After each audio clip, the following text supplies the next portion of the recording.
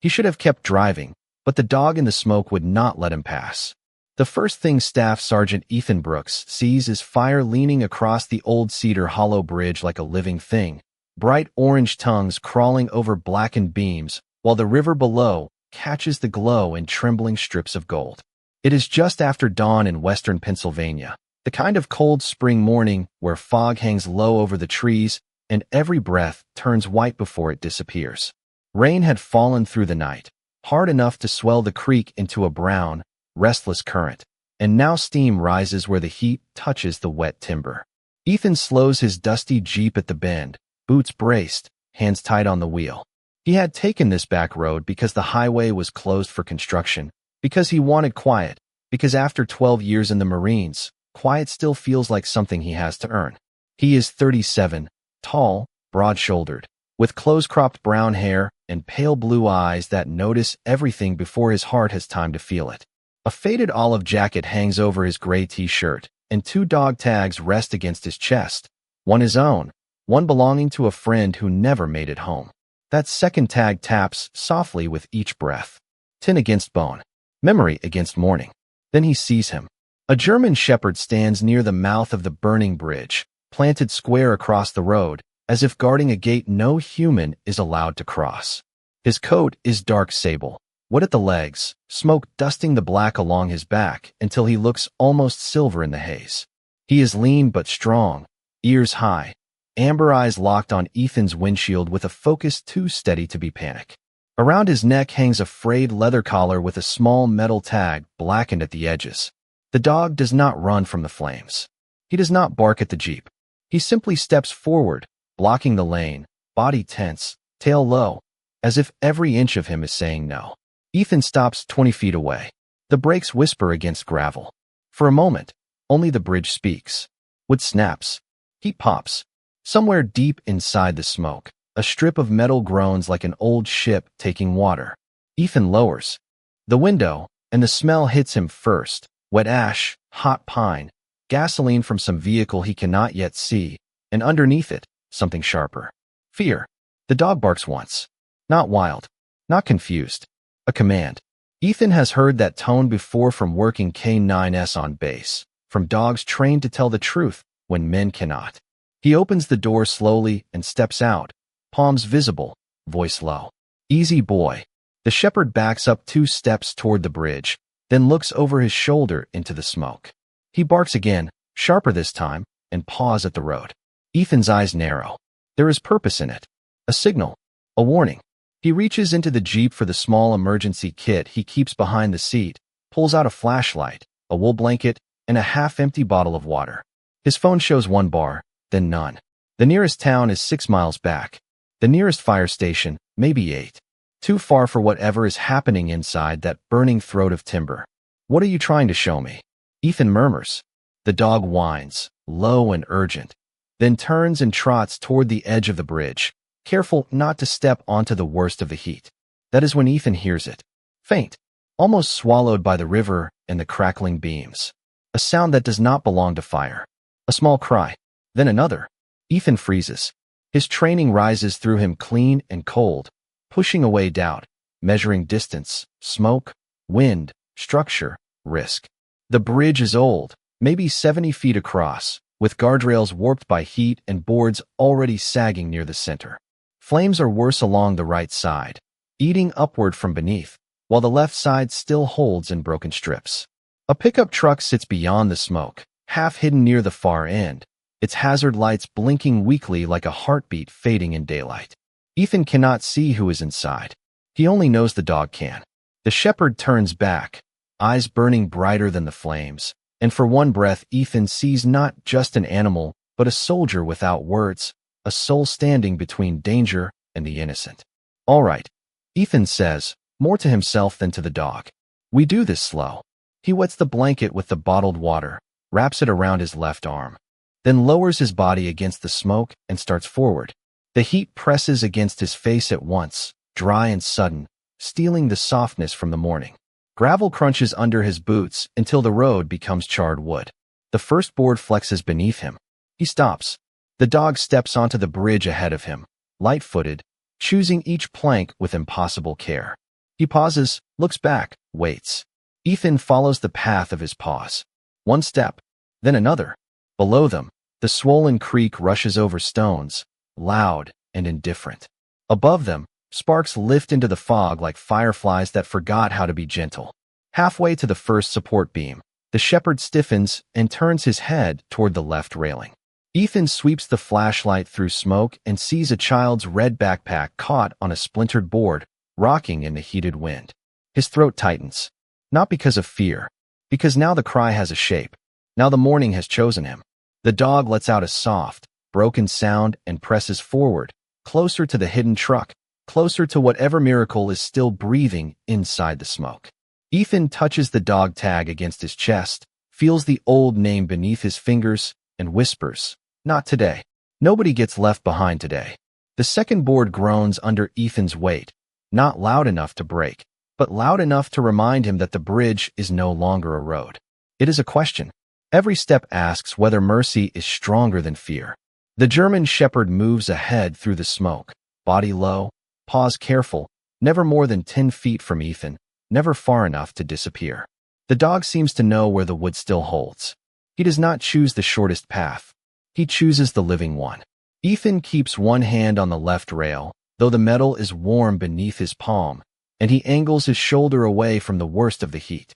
The wet blanket smokes faintly around his forearm. His eyes water. His lungs tighten. Still, he keeps moving. The truck at the far end grows clearer by inches, a dark green pickup angled against the guardrail, one front tire hanging just off the edge where the last boards have buckled. The hazard lights blink through the haze. Amber. Dark. Amber. Dark. Like a lighthouse trying not to drown. Then the cry comes again, small and trembling, from somewhere below the level of the cab. Ethan drops to one knee beside a charred beam and shines the flashlight through the smoke. At first he sees only drifting ash, then a pale shape near the passenger door, a hand pressed against the glass from inside. He does not let his mind run ahead. He has learned that panic is a thief. It steals time first. "I am here," he calls, voice steady though the heat claws at every word. "Stay low. I am coming to you." A woman's voice answers, thin and frightened. "My son, please." He is in the back. Ethan closes his eyes for half a breath. The dog whines and nudges his leg, then points his nose toward the bed of the pickup. Not the cab, the bed. Ethan shifts closer, careful over a split plank, and sees it now. A canvas tarp tangled around a small metal crate wedged between toolboxes. The fire has not reached it yet, but smoke curls around it in slow gray ribbons. Inside, something moves. Not just one shape. Several. Ethan's chest tightens again, but this time with understanding. The cries are not only from a child. They are puppies. Tiny German shepherd pups, huddled together in the crate, their bodies pressed close, their small voices rising and falling like little bells lost in a storm. The shepherd beside Ethan gives a sound so quiet it almost disappears. A father's sound. Or maybe a guardian's. Ethan looks at him, then at the blackened tag hanging from the collar. Through soot and scratches, he can read one word. "Ranger." "Ranger," Ethan says softly. The dog's ears flick at his name, but his eyes stay fixed on the crate. In that moment, Ethan understands why Ranger blocked the bridge. Not to stop him from danger, to bring him to it. The cab door creaks. The woman inside coughs, then tries to speak. Ethan raises one hand without turning away from the truck bed. "Do not move yet. I need you still. Help is coming." He hopes that is true.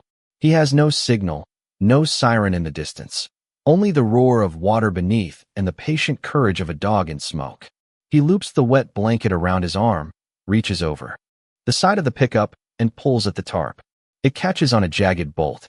Ranger jumps up beside him, teeth closing on the canvas, not tearing wildly, just pulling where Ethan pulls, working with him as if they have trained together for years. The tarp comes loose with a heavy slap, sending ash into the air. Ethan coughs hard, turns his face, then reaches for the crate handle. It is hot, but not burning. He grips it through the blanket and lifts. The crate shifts an inch, then stops. One toolbox has slid against it, pinning it in place.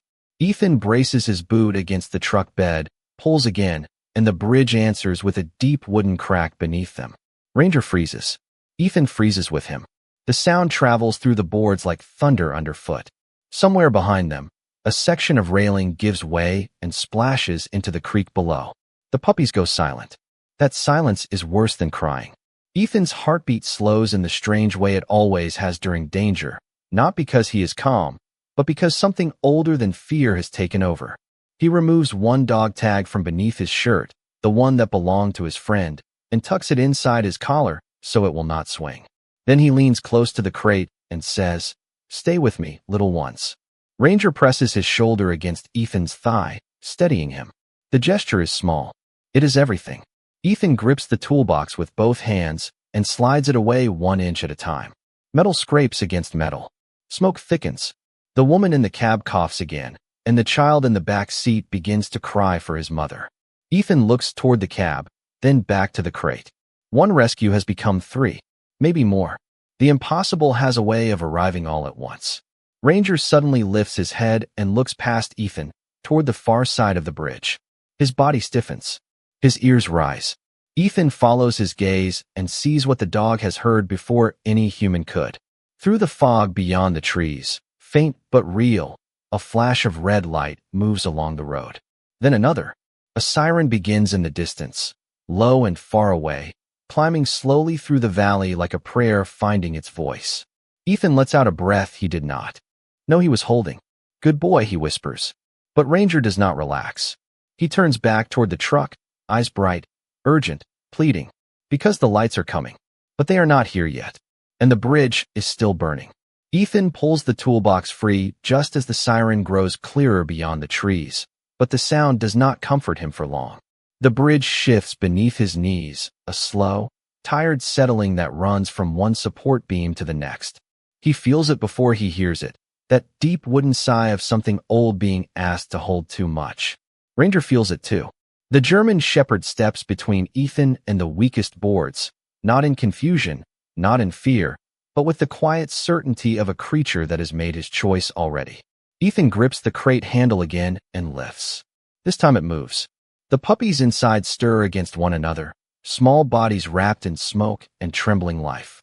One gives a thin cry, and Ranger answers with a low whine that sounds almost like a promise. "I have got them," Ethan says, though his voice is rough now, scraped by heat and ash. He pulls the crate to the edge of the truck bed, lowers it carefully to the bridge, then drags it behind the safer line of boards Ranger had chosen.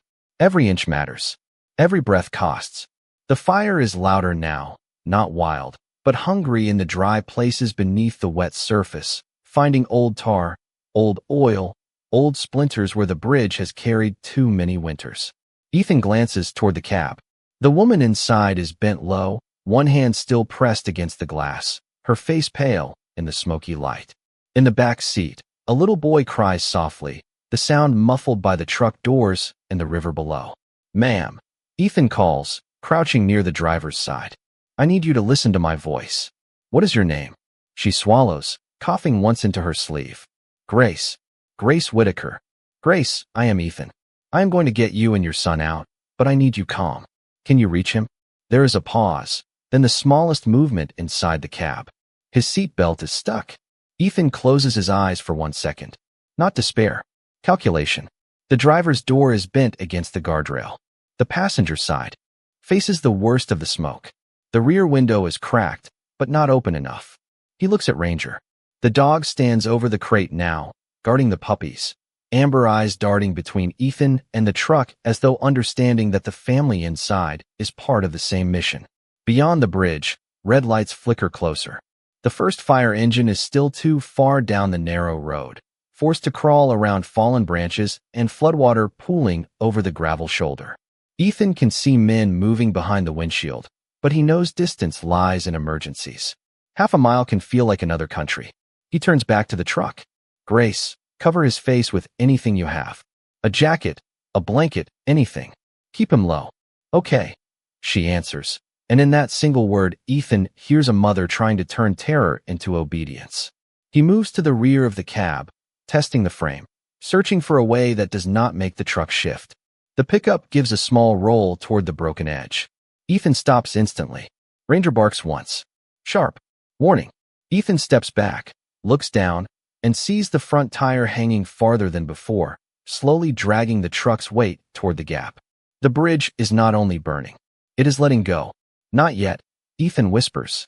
He reaches into his emergency kit and pulls out a folding rescue knife, small but sturdy, the kind he bought years ago and hoped never to need. He wraps the wet blanket around his hand, clears loose glass from the cracked rear window as gently as he can, then widens the opening enough to reach inside. Grace, bring his belt to me if you can. The boy has gone quiet now, not silent from danger, but listening, trusting the strange man outside because his mother does. A small hand appears near the broken window, clutching a blue toy airplane. Ethan sees it and feels something break open inside him, not loudly, not painfully, just enough to let mercy flood through.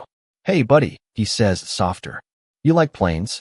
The boy nods, eyes wide through the haze. My dad flies them. Ethan steadies his voice. Then we are going to make this one a safe landing. Grace guides the seatbelt strap toward the window. Ethan reaches through, cuts the jammed fabric, and the boy slides free into his mother's arms. The truck shifts again, a few inches this time, metal creaking against wood. Ranger leaves the crate and comes to Ethan's side, placing one paw on a solid plank, then another, showing him the narrow path back from the cab. It is impossible how much the dog seems to know. Impossible, unless love has senses humans forgot how to use. Ethan helps the boy through first. He is small, maybe 5 years old, wearing a navy blue hoodie with silver stars, clutching the toy airplane so tightly his knuckles turn pale. Ethan wraps him in the corner of the wet blanket and guides him toward Ranger. Follow the dog, he says. He knows the way. The boy looks at Ranger, and for the first time, his crying stops completely. Ranger lowers his head, gentle as Sunday morning, then turns and leads him 3 steps back to the crate, away from the worst smoke. Grace is next. She is shaking, but she moves with courage, crawling toward the rear window as Ethan braces one boot against the truck bed and one hand against the frame. The heat rolls over them. Ash lands in her hair like gray snow. I am scared, she whispers, not as a complaint, but as a confession. Ethan looks at her through the smoke. That is all right. Come anyway. She reaches for him. Their hands meet. He pulls steadily, not rushing, not forcing, letting her find the edge, letting her breathe between movements. Then a loud crack cuts through the morning. The front of the pickup drops several inches. Grace gasps. Ethan tightens his grip. Ranger barks from behind them, urgent, almost commanding. The sirens are close now. Voices shout from the road. But the bridge answers with another groan, deeper than before, and Ethan understands the truth with sudden clarity. They will not have time for a perfect rescue, only a faithful one. Grace reaches through the rear window with both hands, and Ethan takes her weight carefully, drawing her out inch by inch while the pickup settles lower behind her. She is not heavy, but fear makes every movement fragile.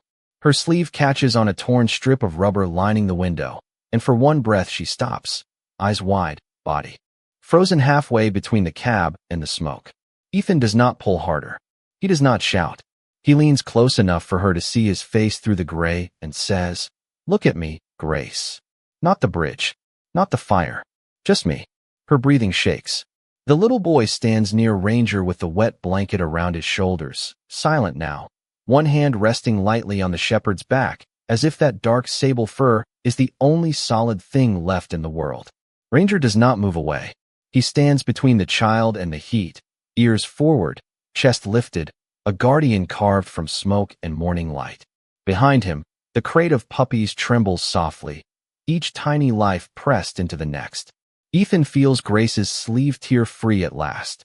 He guides her through the window and onto the narrow strip of planks beside him.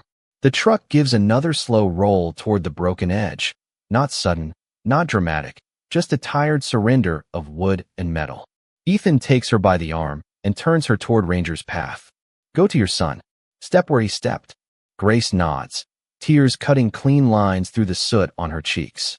She takes one step, then another, knees unsteady but spirit holding. Ranger watches her until she reaches the boy, then looks back at Ethan. That is when Ethan sees the crate shift. A small section of board beneath it has begun to sag, heat curling up through the cracks like breath from an open furnace. The puppies are safe for the moment, but the moment is shrinking. The firefighters are close enough now for Ethan to hear orders shouted over the engines. A hose line is being dragged from the road. Boots pound against gravel. Someone calls, "Sir, get off the bridge." Ethan lifts a hand, but does not answer. There are still lives on the wrong side of safe. He crouches and pulls the crate toward him, but the handle, weakened by heat, bends sharply in his grip. One hinge slips. The puppies cry out together, small and frightened, and Ranger lets out a sharp bark that cuts through the smoke like a church bell. "I know," Ethan says. "I know." He takes the blanket from his arm, folds it over the crate, and slides both hands underneath. The metal is hot through the wool, but bearable.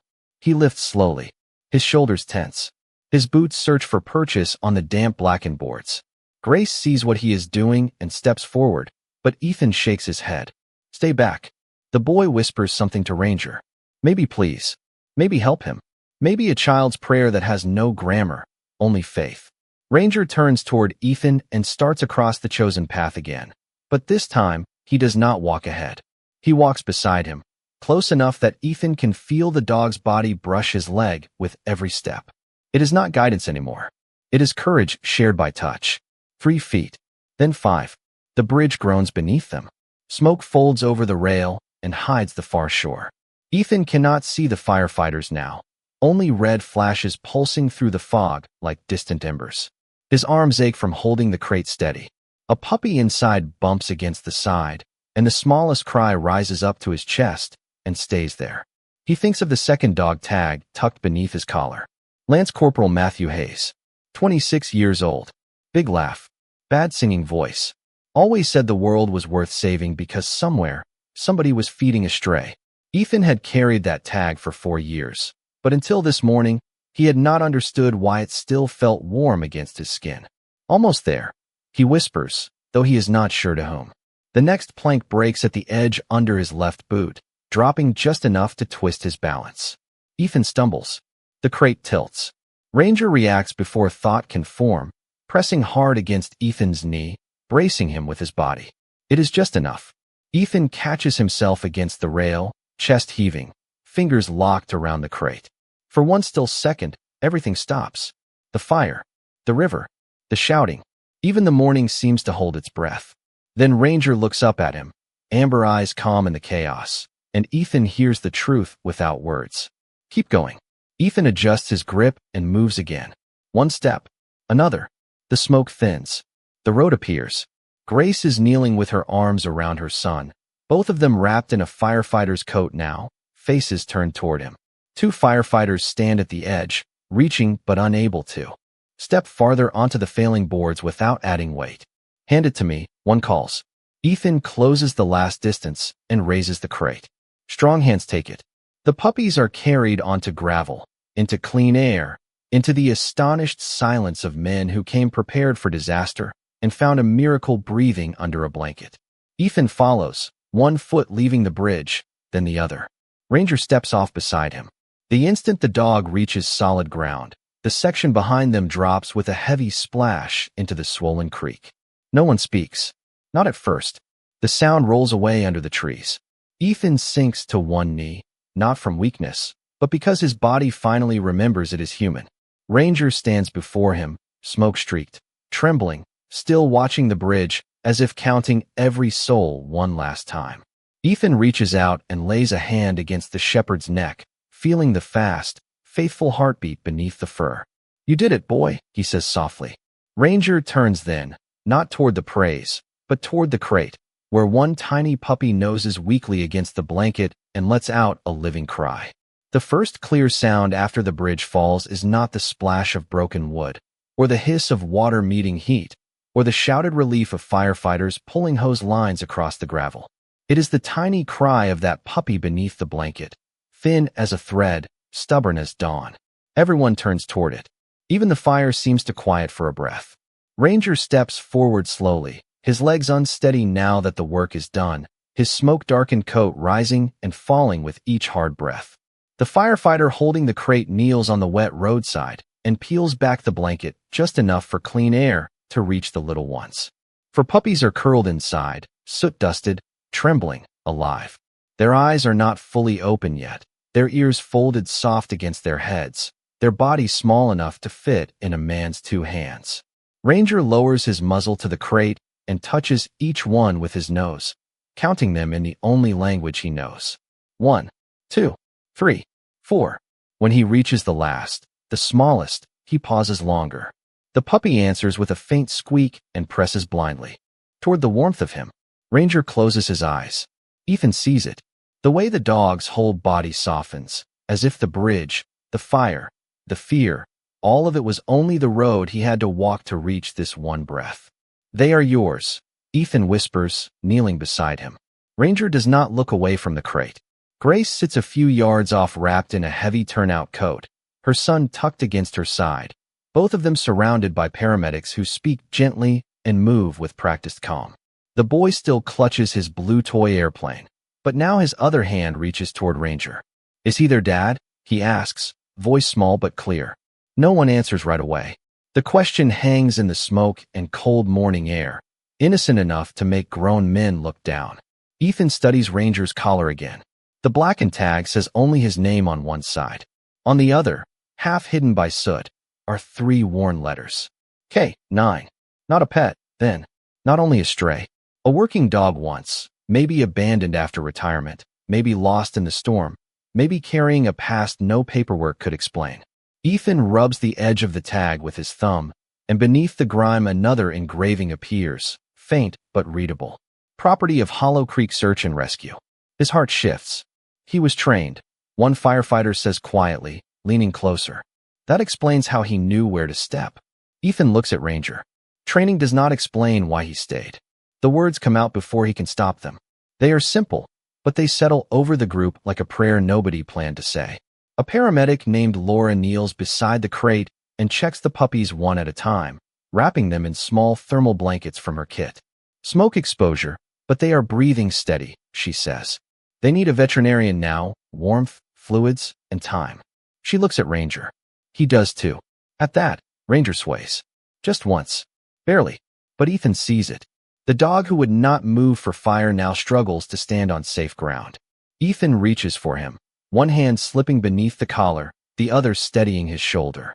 Ranger leans into him with a trust so sudden and complete that Ethan feels it in his ribs. "Easy boy," he murmurs. "You already carried the whole morning." Ranger lowers himself beside the crate, not collapsing, not giving up, simply folding down where he can keep his nose near the puppies. Grace watches from the roadside, tears shining through soot and rainwater. "He came out of nowhere," she says. "I thought the bridge was empty. The truck slid after the road gave way, and I could not get the door open. Then he appeared near my window. He kept barking toward the crate. I did not even know the puppies were back there. My brother had asked me to take them to the rescue shelter in town. Their mother disappeared last week during the storm." Ethan turns to her slowly. "Their mother disappeared?" Grace nods, holding her son closer. "We searched every field near Hollow Creek. No sign of her. Ranger was from that same rescue team, I think. He had been hanging around the shelter since the flood. Would not let anyone catch him." Ranger's ears twitch at his name, but his eyes stay on the puppies. Ethan looks at the 4 small bodies tucked under silver blankets, then at the dog beside them, scarred by smoke and loyalty. Something unseen passes through the morning. A story fuller than the one they thought they were living. Maybe Ranger was not their father. Maybe he was not family by blood at all. But he had chosen them. And choice, Ethan knew, could become a kind of family stronger than blood. A young firefighter brings over a bowl of water. Ranger lifts his head but does not drink until Ethan dips his fingers and touches the water to the dog's mouth. Only then does he lap slowly, still watching the crate between each swallow. The fire crews work behind them, sending steady arcs of water over the remaining flames, and white steam rises through the trees like the bridge is exhaling its last sorrow. The danger is fading, but Ethan feels no triumph. Only a deep quiet, the kind that comes after being allowed to witness Grace up close. He reaches under his collar and pulls out Matthew Hayes' dog tag, warm against his palm. For years, it had been a weight. This morning, it feels like an answer. Matthew had believed every lost thing deserved someone to stop. Ethan had stopped. Ranger had made him. Grace's son steps closer, still wrapped in the coat, eyes fixed on the smallest puppy. "Can they live?" he asks. Ethan looks at Laura, then at the crate. The paramedic does not promise what she cannot control. She only smiles gently and says, "They are fighting." Ranger gives a soft rumble then, not a growl, not a bark, but something low and tender from deep in his chest. The smallest puppy moves toward that sound. Ethan places his hand on Ranger's back and feels the dog's breathing slow under his palm. The sirens fade into idling engines. The river keeps moving below. Above the smoke, the sun finally breaks through the clouds, laying a pale gold line across the wet road. The crate, the dog, and the Marine kneeling beside him as if the whole valley has been waiting for permission to believe again. The ambulance doors close softly behind Grace and her son, not with panic anymore, but with the careful quiet of people who know the worst part has passed. Through the small rear window, the boy lifts his blue toy airplane and presses it against the glass, a tiny salute from a child who has not yet learned how close morning came to taking everything. Ethan raises 2 fingers in return. Ranger watches from the roadside, lying beside the crate as if the whole world has narrowed to 4 small breaths beneath silver blankets. The fire crews have turned the bridge into steam and black ribs, the old timber no longer burning, only smoking in broken sections above the swollen creek. Yellow tape flutters between 2 patrol cars. Rainwater drips from pine needles.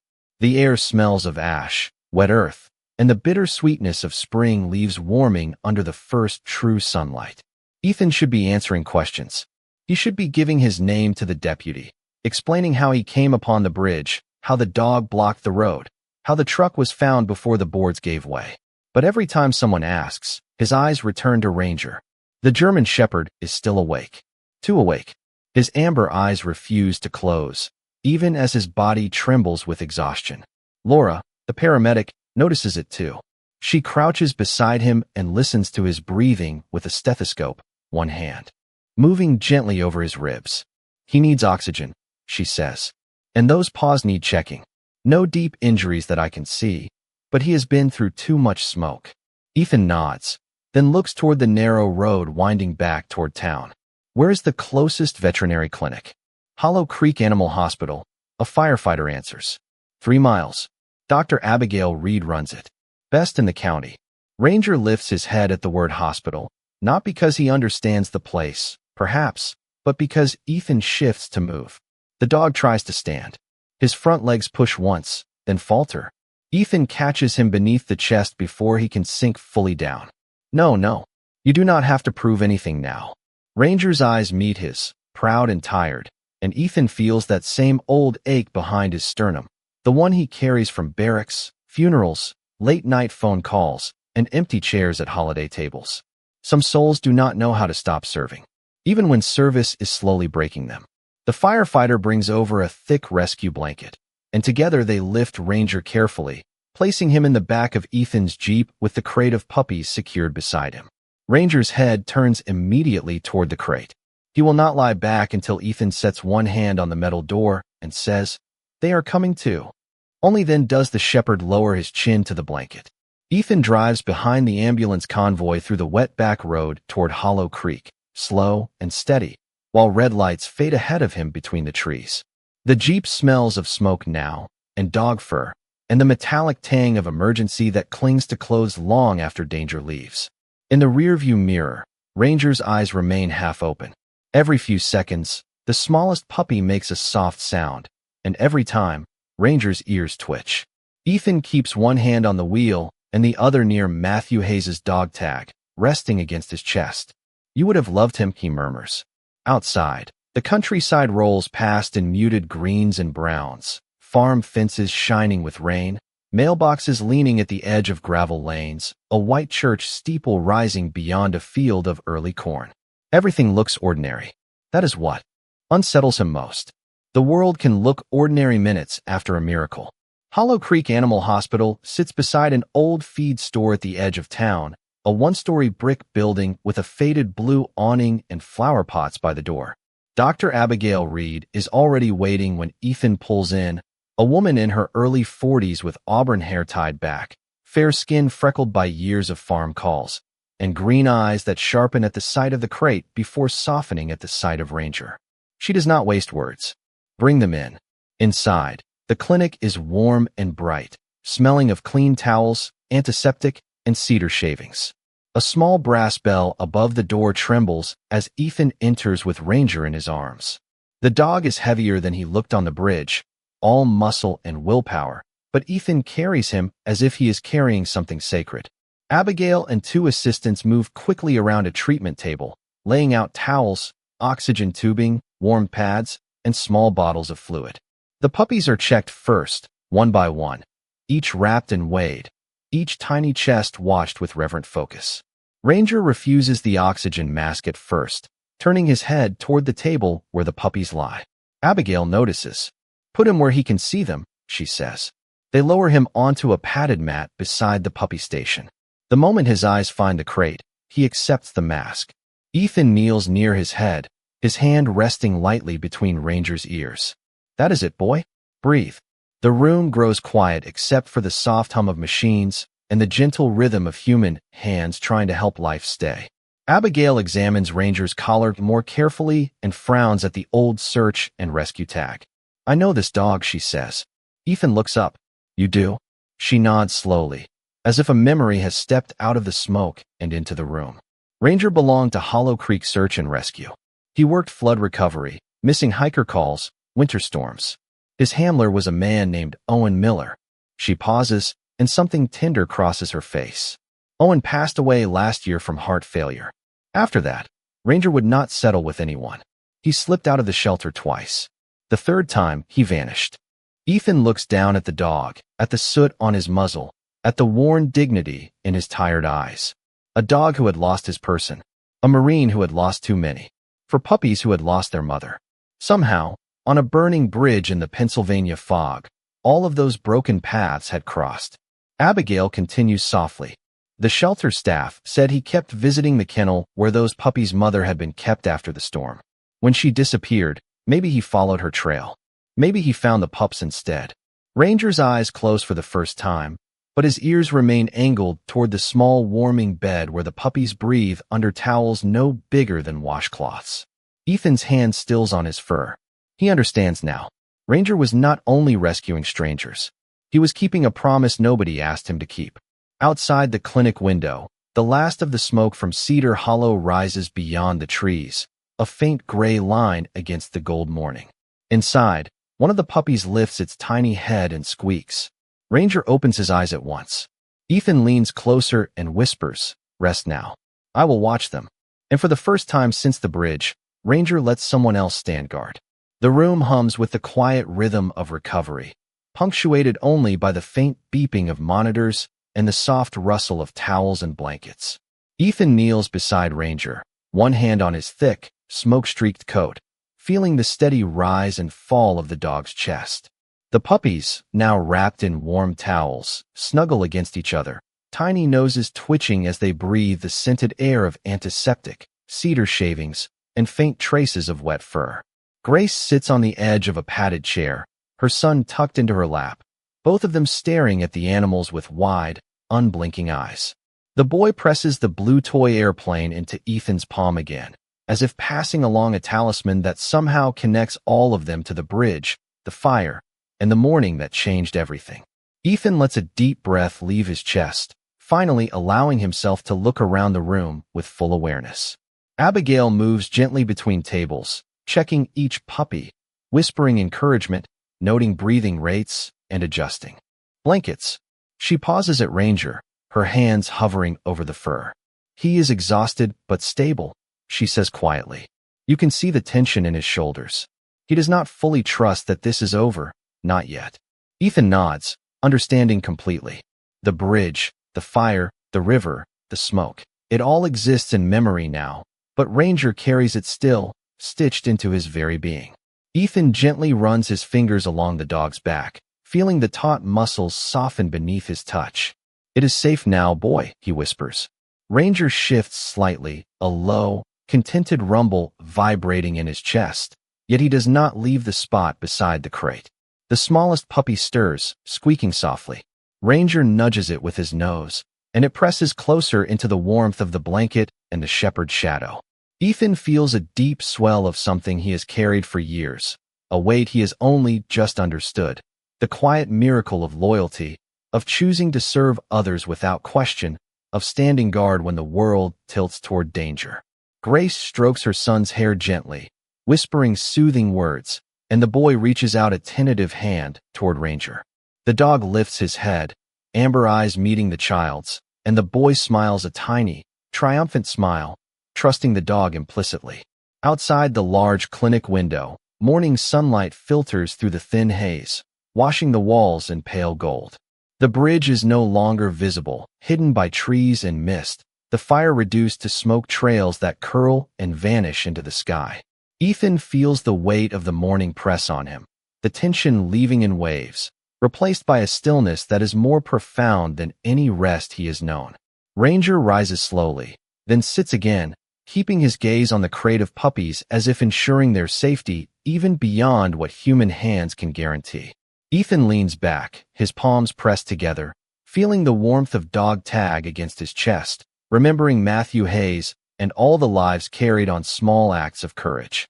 The boy reaches again toward Ranger, this time confidently, and Ranger allows him to touch the fur along his neck, tail sweeping gently against the floor. Grace's voice is soft. He saved them all. He saved us all. Ethan nods, his eyes following the line of the dog's ears, the tilt of his head, the slow, deliberate breathing. It is not just a dog. It is a guardian, a messenger, a bridge between fear and hope. Abigail moves closer to Ethan, placing her hand lightly on his shoulder. "You both did," she says. Ethan's gaze moves from her to the puppies, then back to Ranger, who now rests his head against the crate, closing his eyes for the first time, small rumbling breaths marking the rhythm of quiet triumph. Outside, the river hums along its banks, indifferent yet steady. The wind carries the scent of wet pine, ash, and spring air through the open windows. Every small sound in the room, the beeping monitors, the rustle of blankets, the whine of a puppy, feels like part of a single, immense breath of relief. Ethan finally allows a slow exhale to leave his chest, brushing ash from his jacket sleeve. He looks at Ranger one last time, amber eyes flicking open briefly, and the dog gives the faintest wag, a small acknowledgement of the trust, the bond, the promise kept. The morning carries on outside the clinic, ordinary in sight, yet extraordinary in consequence. Within the warm, bright room, hearts beat in quiet synchronicity, for tiny lives safe, a child comforted, a mother relieved, a Marine and his dog standing witness to the quiet miracle that unfolded, unrecorded by cameras, but etched forever in the memory of those who saw, felt, and survived it together. The morning light shifts gently through the windows of Hollow Creek Animal Hospital, falling on Ethan's broad shoulders as he stands beside Ranger, still watching over the crate of puppies with a focus that does not waver. Grace and her son sit nearby, wrapped in warm blankets, the boy leaning his head against his mother's arm, eyes wide and bright, drinking in the calm that has finally replaced the chaos of the bridge. Ethan steps closer to Ranger, running a hand along the dog's smoke-streaked fur, feeling the tightness in the muscles ease under his touch. The shepherd shifts slightly, acknowledging the presence without leaving his post. Each puppy moves in small, careful stretches, wiggling into the warmth of the blanket, tails flicking in tiny, hopeful gestures. Outside, the wind has calmed, carrying with it the soft scent of wet pine, the faint tang of ash drifting from the charred remains of Cedar Hollow Bridge, now just a memory of morning terror and courage. Ethan kneels to adjust a puppy tucked beneath another, murmuring softly, "You are safe now. All of you." Ranger leans down to nudge one of the tiny ones with his nose, a protective gesture so natural that it fills the room with a sense of quiet assurance. Abigail moves beside Ethan, checking the breathing of each puppy, her hands skilled and gentle, her green eyes reflecting relief. "They are doing well," she says softly. Ethan nods, voice low, almost to himself, all thanks to him. Ranger shifts slightly to lean against Ethan's side, steadying himself, the weight of trust passing between them like a silent vow. Grace watches the scene, her son gently touching Ranger's back, feeling warmth and safety radiating from the dog. The boy's small hand trembles slightly, but Ranger does not move, does not flinch, simply allows the touch, acknowledging it with the softest rumble from deep in his chest. Ethan looks at Grace, catching her gaze, and sees the tears that have formed there, not from fear, not from panic, but from the weight of witnessing courage and loyalty manifest in the smallest, quietest ways. The air smells of cedar shavings, antiseptic, wet fur, and the faint smoke of a morning that changed lives. Ethan adjusts the blankets over the puppies, tucking each one gently so they are warm and secure, then turns his attention to Ranger. "Rest now, boy," he murmurs. Ranger shifts once, lifting his head to meet Ethan's gaze, eyes amber and steady, and then slowly lowers it again, allowing his body to relax slightly while remaining watchful. Outside, the creek flows silently past, the water reflecting the morning light, carrying away the last whispers of fear and leaving only calm. Ethan runs his hand along Ranger's back one more time, feeling the pulse of the dog beneath his fingers, a rhythm steady, alive, and full of trust. Grace's son looks at the 4 puppies, then at Ranger, and whispers, "He saved us." "All." Ethan smiles faintly, hands still resting on Ranger's shoulders. The puppies stir softly, tiny tails flicking in unison, a subtle heartbeat of life that resonates through the quiet room. Abigail moves to adjust the oxygen flow gently for Ranger, who leans his weight into Ethan's leg, a quiet acknowledgement of their bond and the journey they have survived together. The morning stretches on, soft light filling the room, shadows shifting with the sun as it climbs, painting the walls with warmth. Ethan looks out the window toward the forest, remembering the bridge, the smoke, the river, the sound of planks giving way, and understands fully the silent courage of the dog who guided him, who led him and the family to safety, who stayed steadfast in the face of uncertainty. Ranger shifts his head slightly toward the puppies, a guardian watching over those he has chosen to protect. Ethan watches, hand still resting on the dog, feeling a connection that runs deeper than words. The wind carries the distant calls of birds and the quiet gurgle of Hollow Creek, a soft chorus to mark the transition from peril to calm. Ethan lets out a slow breath, feeling the weight of the morning ease, and for the first time allows himself to simply watch, simply be, alongside Ranger, alongside Grace and her son, alongside the small lives that now sleep safely under the watchful care of a hero who speaks not in words, but in unwavering presence. Outside, the world continues, ordinary and unassuming, but inside the room, the stillness speaks volumes. Loyalty, courage, trust, and the quiet miracles that occur when they meet. The clinic settles into a soft, almost sacred quiet. Ethan sits on a folding chair beside Ranger, letting the warmth of the room soak into his tired muscles, feeling the steady rhythm of the dog's breathing beneath his hand. The puppies, for tiny bundles of fur wrapped in towels, are nestled together, slowly stretching limbs as if testing the world for the first time. Grace watches from the other side of the room, her son leaning against her, eyes wide but no longer fearful, a small smile tugging at the corners of his lips. Sunlight streams through the windows, catching the dust motes in the air, turning them into tiny flickers of gold that dance across the walls and the floor. The faint scent of wet pine, antiseptic, and warm fur blends with the lingering traces of smoke outside, a reminder of the morning that nearly swallowed everything. Ethan looks down at Ranger, amber eyes half closed, chest rising and falling with a quiet steadiness. He feels the weight of the morning press gently against his shoulders, the tension from the bridge, the fire, the river, and the uncertainty slowly lifting. Abigail Reed moves between the puppies and Ranger, checking vitals, adjusting blankets, murmuring encouragement, her green eyes warm with calm assurance. "All stable," she says softly, almost to herself, as if speaking aloud helps her measure the miracle before her. Ethan reaches beneath his jacket, touching the dog tag that belongs to Matthew Hayes, a steady reminder of loyalty, courage, and the invisible threads that tie those who serve to those they protect. Ranger lifts his head just enough to nudge Ethan's hand with his nose, a gentle affirmation of trust and understanding, and then rests again beside the crate, vigilant without effort. Grace's son touches Ranger's paw cautiously, testing boundaries, and Ranger responds with the faintest rumble of approval, allowing the connection without needing more. Outside the windows, The creek glimmers with the reflection of morning sun and faint wisps of smoke still curling upward, the bridge reduced to a memory that hums with quiet lessons of caution, courage, and unexpected grace.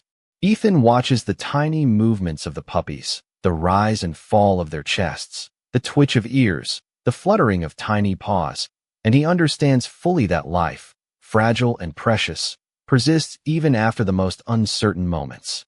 Ranger shifts slightly to place a paw near the crate, a silent guardian marking the boundaries between danger and warmth. Ethan exhales, long and slow, letting the tension drain from his shoulders, and for the first time allows himself to simply watch, simply breathe, alongside Ranger, alongside Grace and her son, alongside the small lives saved by presence, instinct, and unwavering dedication. Abigail places her hand lightly on Ethan's arm, a gesture of quiet acknowledgement. Ethan looks down at Ranger, amber eyes meeting his, and whispers, "You did well, boy. All of you did well." The puppies stir gently, sniffing the air, tiny noses brushing against the blankets and each other. Ranger lifts his head, ears twitching at each sound, yet remains close, ready, patient, steady. Ethan's gaze drifts to Grace and her son, to the soft sunlight spilling across the room, and he allows a rare, small smile to form. Outside, the wind rustles through the pines, carrying the scent of spring and rain, whispering the world into a calm rhythm. Ethan places a hand on Ranger's back once more, feeling the pulse of life beneath the fur, the quiet miracle that has passed through the smoke, over the water, and into their hands. The boy leans forward to peek at the puppies, and Ranger tilts his head, amber eyes following every movement, attentive, present, guarding. Ethan exhales again, allowing the weight of gratitude, relief, and quiet awe to fill the spaces the morning has carved. The sun climbs higher, golden and patient, warming the room, warming the hearts within it. Ranger rests fully now, head low, eyes soft, trusting Ethan, trusting the world, and the puppies begin to curl deeper into the blankets, small bodies finally still, safe, held by the vigilance of a dog who chose to stay, to guide, and to protect. Ethan leans back, one hand resting gently on Ranger, the other on the edge of the crate, feeling a profound stillness settle over the room, a sense of completeness that cannot be measured, only felt. Outside, the river flows quietly, the forest breathes in the new light, and within the walls of the clinic, hearts beat in harmony with the slow, steady rhythm of life reaffirmed, trust honored, and miracles acknowledged without words.